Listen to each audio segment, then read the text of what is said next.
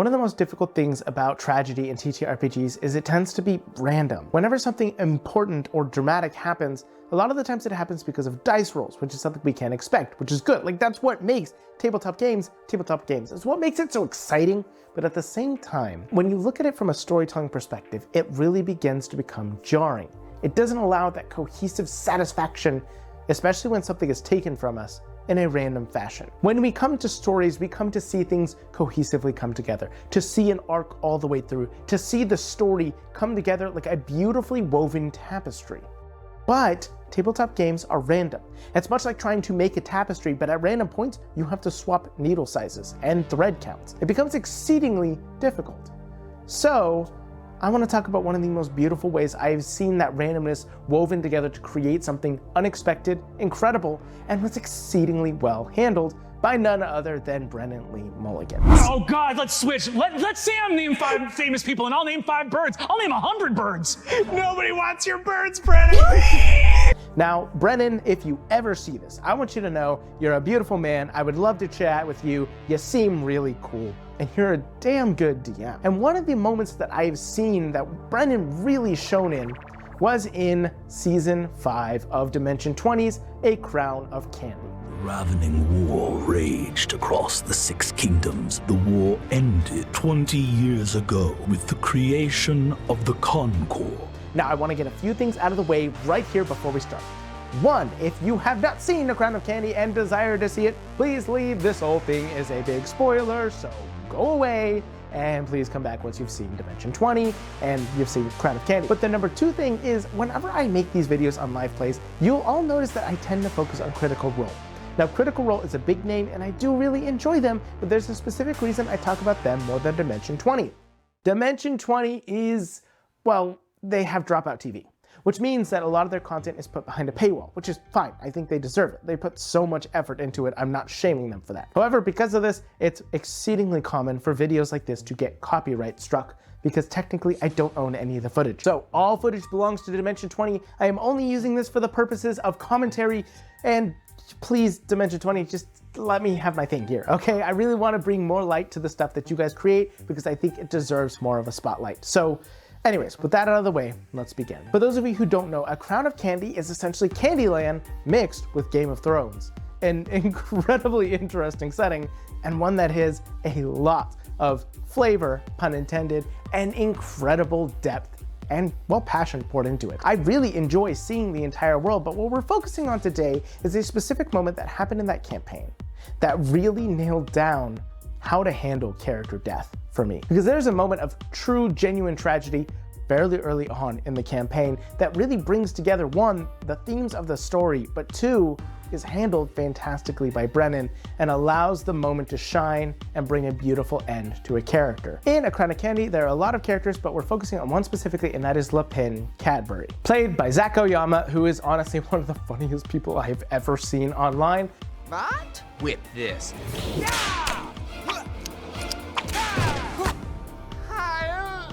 He is an incredible character and is really well orchestrated to be, well, we'll get into that in a second. When we first meet him, he is the Chancellor, the teacher to the 2 twin sisters and princesses, and he's a little snooty, a little ignorant. Do you want me to rush the education of these princesses? Do you want them to be stupid? How dare you? Give me one reason. Give me one reason. One reason to what? To nothing. Lay your hands Nothing. on It's me? not a threat. Oh, if I don't my say it. goodness. Princesses. What a large goon you are. We see him talking and trying to perform this lecture to the princesses in a very haughty way, and he clearly seems to think he is right 90% of the time. It's really funny because it's unusual, as far as I could tell, for Zach to play a sort of a-hole character. And you can even see that Zach is sort of struggling with this because Pen begins to become much less of an a-hole as time goes on, because I just don't think it's in Zach's nature. But regardless, he's a very fun character. Your typical well-educated but sort of ignorant to the social cues of others type of character. And he's a chocolate bunny, in fact, which is just really fun, and a warlock to the patron of the Sugar Plum Fairy. No, seriously, if you haven't seen this campaign, please go watch it. It is so fun and full of, once again, pun intended, so much flavor, because it is just, well, the world is incredible, but I'm getting ahead of myself. Pen is a character who is very interesting because many of the characters don't like him. In fact, none of the characters like him. They all go out of their way to say so. They think he's annoying, they think he talks too much, they think he's all over the place. The princesses especially really don't like him because he constantly tries to trap them in lectures and teaches them things that they don't really care about. It is, Your Majesty, slightly complicated. They were there in that physical forms that looked a lot like them were there. You were bamboozled by scarecrows. Bamboozled by scarecrows. It's exceedingly fun to watch this entire story go through and try and see everybody really struggle with Pen just being irritating, annoying. But what's funny is we begin to see that Pen genuinely cares for these people. It's subtle, it happens in small moments, but he constantly tries to pull the princesses aside and tell them, you're being irrational, you're being unfair, and you're also being exceedingly dangerous to yourself. He tries to protect them at every front, and while he does so in a very unfortunate way, we can see that he genuinely cares for these people. As time goes on, we begin to see him grow even, well, more dangerous to himself in order to protect them. He ends up using a spell that uses the magic of the Sugar Plum Fairy, and that puts him in danger for two different reasons. One, he's supposed to be a holy man, somebody who serves the bulb and gets his magic from there. So obviously, showing his magic to be from the Sugar Plum Fairy is dangerous enough in and of itself, but not only that, he's also doing so in a section where magic is seriously frowned upon. He could get in serious danger for doing so in the first place, but he does so to protect his king, to protect his country, to protect the princesses. Cadbury gets up there, and everything looks very bulbian. It's all like glowing yellow light. Oh, can I make a make a deception check. I still got a 14. You guys see bulbian light, but you two right next to Pen smell sugar plum.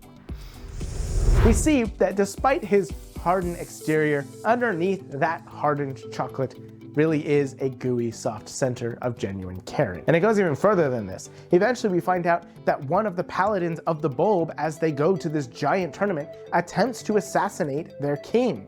And so, in order to be able to trick him, we see Pen go into the cell where this paladin is being held and pretend to be on the paladin's side, just in order to get the information out of him. We see that Pen is smart, cunning, he cares about everybody else. But like I stated at the beginning of this video, tragedy and death come randomly. And such is the same for Pen. During a meeting of all of the world leaders coming together, there's a coup. Our intrepid leaders are accused of many things, and it leads to their entire kingdom being declared war on. I pronounce you false, an adulterer. And from this moment forward, you are excommunicated from the Bulbian Church. And Candia has seceded from the Concord. Its alliance is broken. It is at war with the Concord. Gods, no. Seize them! No! It becomes very dangerous because suddenly they are surrounded by enemies on all sides and they have to fight their way out of this courthouse in order to escape.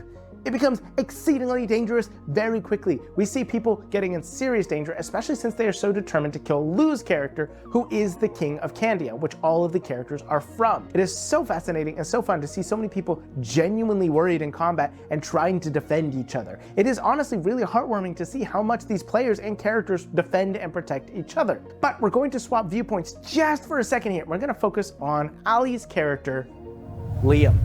Liam is a young, naive ranger who has a little pet, Peppermint Preston the pig. He's adorable, I love him, he's great, however, well, as anybody who's ever played a Beastmaster Ranger knows, it's very dangerous to bring those pets into combat. And so we focus back in on Pen with the knowledge of Peppermint Preston in the back of our heads. Pen stays behind in order to help defend. He is put in a very dangerous situation and he refuses to try and leave there because he's trying to get everybody else to safety. And so we see Pen in this extremely dangerous situation, surrounded by so many people. And it becomes clear he's probably not going to get out. We even have a moment where they manage to break a window and they're all about to escape. And then we see Lou's character, the king, stop. He turns around. And as they're about to try and escape, and as everybody is telling him to get out, go, leave, he's looking back at Pen. And there is a wide city out there in Comida to run through. I look back at Pen's body. I think for a second. And then I jump out the window. This character who nobody has cared about, everybody has disliked, but has slowly grown on them, is now in danger. Ali, in the form of Liam, sends Peppermint Preston to go help out Pen, and both of them get knocked down. And everybody has to choose to leave because they don't have a choice otherwise. It is obvious they're leaving him for dead. Now, there are many DMs out there, I'm sure, who would have taken this chance to maybe imprison Le Pen, not just kill him outright. But Brennan understands something. They're all leaving knowing that he's going to die. And so to remove that would be to remove the tension, to remove the stakes. But also, even more importantly, he knows that in this moment, this is a chance, an opportunity, and a necessity to explain to them the stakes of this campaign, the seriousness of it. It's Candyland. Yes, it's fun, it's goofy, but it's also mixed with Game of Thrones, in which characters die all the time. And if he is not to take this moment right now, he's just stealing away the agency from the players to play the campaign they've all promised to each other. And so he must do what he must do. And so we have this paladin, the same paladin of the bulb which was imprisoned earlier, who steps up to Le Pen, looks down at him, and goes to kill him. Now at this point, Le Pen has actually been unconscious. He's been making failed death saving throws. And so we know in this moment that he's unconscious, but Brennan makes sure to take this moment. And this is what I really want to focus on, the incredibleness of this moment. It is so sad and depressing and harmful. It is so difficult to see a character die like this. It is defeating. But Brennan refuses to let the randomness of this game steal away from the importance of the moment. And so he does a few things. One, he tells Zach, you are unconscious, bleary-eyed, but you start to awaken. You can say something before you die. This is important. Allowing a player to have their final moment of being able to say something is incredibly crucial, and it's why, honestly, I have a lot of issues with D&D 5e's death saving throw system, because it implies that the character is not going to get to have their final words. You're unconscious. You don't know if you're going to die or not, and then it just happens sort of anticlimactically. It is incredibly boring. So allowing this is honestly really important. And in my own games, I have a rule where if you die, I give you one final action to do as you wish. You cannot save yourself. Nothing will heal you. Nothing's going to bring you back. But I allow you to make a final stand, to do something else important. And every time I've done this, my players have blown my mind by doing something incredibly sacrificial and important to save everybody else. And so allowing this character to have their final words, I think is super important. And so he does have his final words. He casts doubt on the Church of the Bulb. He tells everybody that there is something to be worried about with the church, to not trust them. Do you have any last words? Just want to say, just loudly to everyone, that the bulb cares for no one. She whips her head to Carradine and says, end it. And then, in graphic detail, or as much as you can for a bunch of Candyland characters, Brennan describes the paladin smashing down on Le Pen and chocolate splattering all along the walls. A character gone. But before this happens, he speaks with the Sugar Plum Fairy. The Sugar Plum Fairy enters his mind and says, You hear a voice in your ear. They wouldn't have survived this without you. They would not have escaped without you. I know this seems like a little small moment, but this is very important because Brennan is looking across the table, removing the characters, removing the game. Brennan is looking at Zach and saying, this wasn't for nothing. Your character does not die for nothing. This was not a random moment that means nothing in a meaningless universe. You did something. And even though this is sad, this is heartbreaking, this is difficult to go through, you did something important. Don't forget that, Zach. It is so important to look at your players and let them know when something like this happens, it's not meaningless. Because it can feel meaningless. The dice are random. The rules just tend to happen. You have to make sure your players know it's not meaningless. Their character meant something. Because that is so incredibly, crucially gratifying to the player. Because in that moment, they're looking at their character and there's a small amount of mourning. There's looking at your character and knowing all this emotion you put into it, all this feeling, all this care, all those days thinking about the character, they're gone now. And so the player is going to feel this moment of grief, mourning, of feeling like they lost something, which then begins to feel ridiculous. It begins to feel insane. It's just a bunch of numbers on a paper. But to have somebody look you in the eyes and say, that was not for nothing.